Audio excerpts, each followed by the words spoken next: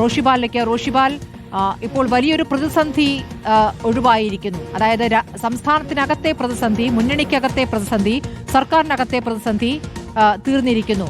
ആ പ്രതിസന്ധി തീരുമ്പോൾ അപ്പുറത്തിന് കേന്ദ്രവുമായുള്ള പ്രശ്നമാണ്. ആ പ്രശ്നം ഒരുമിച്ച് നേരിടാം എന്ന രൂപത്തിലേക്ക് അത് മാറുമോ?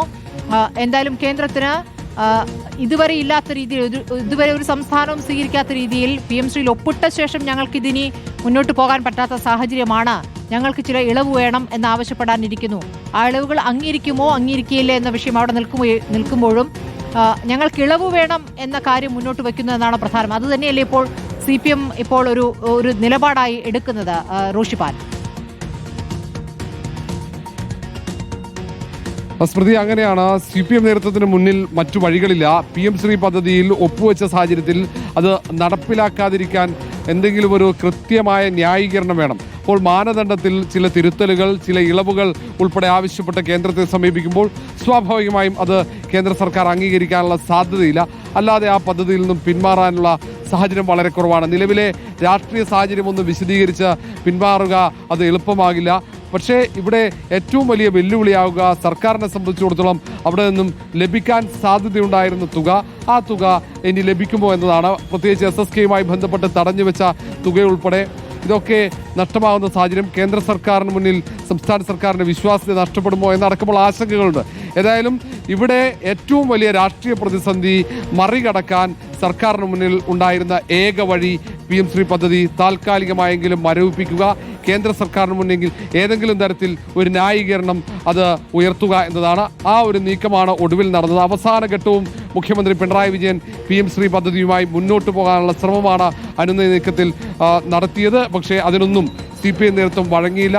CPI നേരത്തെ ഉയർത്തിയ അതേ നിലപാട് തന്നെ ഓരോ കൂടിക്കാഴ്ചയിലും ഓരോ അനുനയ ചർച്ചകളിലും ഉയർത്തുന്ന സാഹചര്യമുണ്ടായി. ഒടുവിലാണ് CPI നേതൃത്വത്തിന് മുന്നിൽ CPIM അല്ലെങ്കിൽ സർക്കാർ മുട്ടുമടക്കുന്ന ഒരു സാഹചര്യത്തിലേക്ക് കാര്യങ്ങൾ എത്തുന്നത്. ഏതായാലും അതോടെ താൽക്കാലികമായി പ്രതിസന്ധി ഇവിടെ അവസാനിച്ചിരിക്കുന്നു. LDFിനുണ്ടായ വലിയ ആശയ പ്രതിസന്ധി, വലിയൊരു രാഷ്ട്രീയ പ്രതിസന്ധിക്ക് ഇതോടെ വിരാമമാകുന്നു എന്നത് മാത്രമാണ് ആശ്വാസകരമായ കാര്യം. സ്മൃതി, ശരി. 2 മണിക്ക് വിദ്യാഭ്യാസ മന്ത്രി ശിവൻകുട്ടി മാധ്യമങ്ങളെ കാണുമെന്ന് അറിയിച്ചിരിക്കുന്നു. PMശ്രീയിൽ ഇപ്പോൾ കുഴപ്പമില്ല എന്ന് പറഞ്ഞ ശിവൻകുട്ടി ഇനി എന്ത് പറയുമെന്നുള്ളതാണ് പ്രധാനം. അതോടൊപ്പം തന്നെ ഇനി മുന്നോട്ട് കേന്ദ്രം എന്ത് നിലപാടെടുക്കും എന്നതും ഒരു ആശങ്കയായി നിൽക്കുകയാണ്. TV പ്രസാദിലേക്ക്. പ്രസാദ്, ഇപ്പോൾ SSK ഫണ്ട് കിട്ടാൻ PMശ്രീ ഒപ്പിട്ടേ തീരൂ എന്നൊരു ഉപാധി കേന്ദ്രം വച്ചതുകൊണ്ടാണ് കേന്ദ്രത്തിന് മുന്നിൽ മുട്ടുമടക്കേണ്ടി വന്നത് എന്നുള്ളതാണ് വിദ്യാഭ്യാസ മന്ത്രിയും CPM പറഞ്ഞുകൊണ്ടിരുന്നത്. വേറെ വഴിയില്ലാത്തത് കൊണ്ടെന്നാണ് പറഞ്ഞുകൊണ്ടിരുന്നത്. ഇനിയിപ്പോൾ ഇതിൽ നിന്ന് പിൻവാങ്ങുമ്പോൾ SSK മാത്രമാകില്ല, വേറെ പദ്ധതികൾക്കുള്ള പണവും നൽകുന്നതിൽ നിന്ന് ചിലപ്പോൾ കേന്ദ്രം പിന്മാറാനുള്ള സാധ്യത അവിടെ നിൽക്കുന്നു. പലപ്പോഴും ആ രൂപത്തിലുള്ള പ്രതികാര നടപടികൾ മുൻപുണ്ടായിട്ടുമുള്ളതാണ്. പല സംസ്ഥാനങ്ങളും നേരിട്ടിട്ടുമുള്ളതാണ്. പ്രസാദ്, അതിനെ എങ്ങനെയാണ് ഇപ്പോൾ CPM കാണുന്നത്? CPM കേന്ദ്രങ്ങൾ എങ്ങനെയാണ് അതിനോട് പ്രതികരിക്കുന്നത്? ശ്രുതി, അതൊരു ഗുരുതരമായ പ്രശ്നമായി തന്നെ നിലനിൽക്കും എന്നുള്ളതാണ്. നേരത്തെ ആണെങ്കിൽ പദ്ധതിയിൽ ഒപ്പിട്ടിട്ടില്ല എന്നൊരു പ്രശ്നമേ ഉണ്ടായിരുന്നുള്ളൂ. ഇപ്പോഴാണെങ്കിൽ ഒപ്പിട്ടതിന് ശേഷം കാലുമാറി എന്ന് പറയുന്ന ഒരു പ്രശ്നം കൂടി ഇതിൽ ഉണ്ടാവുകയാണ് കേന്ദ്രത്തിൻ്റെ മുന്നിൽ. കേന്ദ്രം ഈ വിഷയത്തിൻ്റെ പേരിൽ പരമാവധി ബുദ്ധിമുട്ടിക്കാനുള്ള ഒരു ശ്രമമുണ്ടാകും എന്നുള്ള കാര്യം ഉറപ്പാണ്. നമുക്ക് നേരത്തെ ആരോഗ്യ വകുപ്പുമായി ബന്ധപ്പെട്ട കാര്യം അറിയാം. കേന്ദ്രവുമായുള്ള കേന്ദ്രത്തിൻ്റെ ബ്രാൻഡിംഗ് നടപ്പിലാക്കാത്തത് കൊണ്ട് 100 കണക്കിന് കോടി രൂപയാണ് കേന്ദ്രം കൊടുക്കാതെ പിടിച്ചു വെച്ചത്. പിന്നീട് ഒപ്പിട്ടതോടുകൂടി ആ പണമെല്ലാം തിരിച്ചു കൊടുക്കുകയും ചെയ്തു. PMശ്രീ പദ്ധതിയുടെ ഭാഗമായി കഴിഞ്ഞ കുറേ നാളുകളായി SSKയുടെ ഫണ്ട്, സമഗ്ര ശിക്ഷ കേരളത്തിൻ്റെ ഫണ്ട് കിട്ടുന്നില്ല. ആ കിട്ടാത്ത സാഹചര്യം അത് ഏതാണ്ട് 970 കോടിയോളം രൂപയാണ് സംസ്ഥാനത്തിന് കിട്ടാനുള്ളത്. അത് കിട്ടണമെങ്കിൽ PMശ്രീയിൽ ഒപ്പുവെക്കണം എന്ന നിലപാടുമായിട്ടാണ് കേന്ദ്രം മുന്നോട്ട് പോയത്. അതിനിടയിലാണ് മന്ത്രിസഭയിൽ വന്ന് തർക്കമുണ്ടായ ഒരു വിഷയത്തിൽ പിന്നീട് CPIയോട് ആലോചിക്കാതെ മുഖ്യമന്ത്രിയുടെ നിർദ്ദേശപ്രകാരം മന്ത്രി ശിവൻകുട്ടിയുടെ വകുപ്പ് അത് ചെയ്തത് എന്നുള്ളതാണ് ഒരു ഗുരുതരമായ പ്രതിസന്ധിയിലേക്ക് പോയത്. CPIയെ സംബന്ധിച്ചിടത്തോളം അംഗീകരിക്കാൻ പറ്റാത്ത ഒരു നയത്തിന് വേണ്ടി സർക്കാർ നിന്നു എന്നുള്ളത് മാത്രമല്ല ശ്രുതി, അവരെ അപമാനിക്കുന്ന രീതിയിൽ അവരോട് ഒരു വാക്ക് പോലും ചോദിക്കാതെ ഇത് ചോദിച്ചു കഴിഞ്ഞാൽ നടക്കില്ല എന്നുള്ളവരായി മാറും എന്ന് തോന്നുന്ന രീതിയിലുള്ള ഒരു സമീപനമായിരുന്നു CPIയുടെ നേതാക്കളോട് CPM സ്വീകരിച്ചത് എന്നുള്ളതാണ് അവർക്ക് കൂടുതൽ പ്രതിസന്ധിയായത്. അതുകൊണ്ട് തന്നെ തങ്ങളോട് സംസാരിക്കാതെ ഒപ്പിട്ട സാഹചര്യത്തിൽ ഒരു കാരണവശാലും അതിന് നിന്നു കൊടുക്കേണ്ടതില്ല എന്ന CPIയുടെ തീരുമാനമാണ് ഈ ഗുരുതരമായ പ്രതിസന്ധിയിലേക്ക് നയിച്ചതും ഇപ്പോൾ ഒടുവിൽ മുഖ്യമന്ത്രിക്കും പാർട്ടിക്കും CPIക്ക് മുന്നിൽ കീഴടങ്ങേണ്ടതായും വന്നത്. ഇനി മുന്നോട്ടുള്ള വിഷയം. ഈ പദ്ധതിയിൽ നിന്നും പിന്നോട്ട് പോകുമ്പോൾ ഇനി നിലവിലുള്ള കിട്ടാനുള്ള കുടിശ്ശിക കിട്ടില്ല എന്ന കാര്യം ഉറപ്പായി. മാത്രമല്ല വേറെ ഏതെങ്കിലും തരത്തിൽ കേന്ദ്രം ബുദ്ധിമുട്ടിക്കാൻ ശ്രമിക്കും എന്ന കാര്യം ഉറപ്പാണ്. നമുക്ക് നേരത്തെ അറിയാവുന്നതുപോലെ പല ഫണ്ടുകളും നേരത്തെ തടഞ്ഞു വയ്ക്കുന്ന ഒരു സ്ഥിതി കേന്ദ്രത്തിന്റെ ഭാഗമായി ഉണ്ടായിട്ടുണ്ട് എന്നുള്ളത് നമ്മളെല്ലാവരും കണ്ടതാണ്.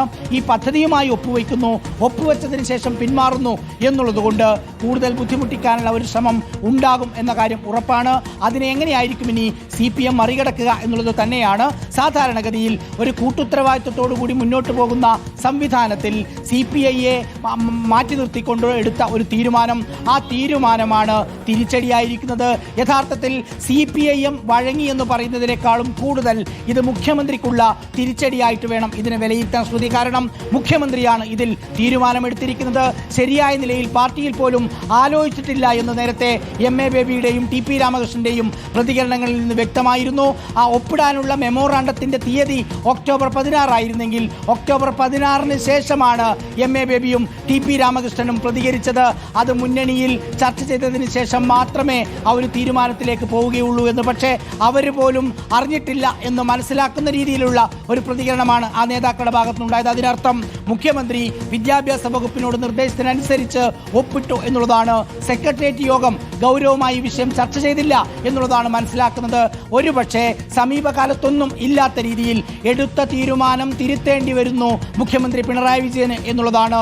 CPIക്ക് മുന്നിൽ അടിയറവ് പറയേണ്ടി വരുന്നു മുഖ്യമന്ത്രി പിണറായി വിജയനും CPIM-നും എന്നുള്ളതാണ്.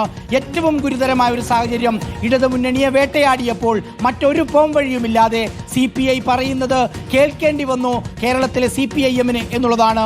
നേരത്തെ CPI ഉയർത്തുന്ന എതിർപ്പുകൾ അതേ രീതിയിൽ സംസാരിച്ചു തീർക്കാൻ CPIM-ന് കഴിയുമായിരുന്നു. നേരത്തെ അത് MR അജിത് കുമാറിന്റെ വിഷയമായാലും ബ്രൂവറി കേസായാലും മാവോയിസ്റ്റ് വേട്ടയായാലും നമുക്ക് മുമ്പിൽ ഒരുപാട് ഉദാഹരണങ്ങളുണ്ട്.